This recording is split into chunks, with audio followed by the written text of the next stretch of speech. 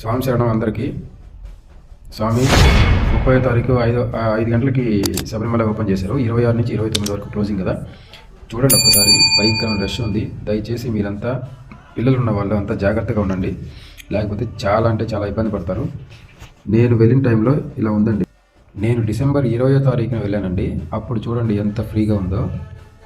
యాక్చువల్గా నాకు 30th book అయింది, 30వ తారీఖు డిసెంబర్ 30. కానీ ఆ రష్ని నేను ఊహించే నాకు ముందు జాగ్రత్త కోసం నేను టికెట్కి ఎక్స్ట్రా డబ్బులు పెట్టి మరీ నేను బుక్ చేసుకొని ముందుగానే వెళ్ళేసి వచ్చాను అనమాట.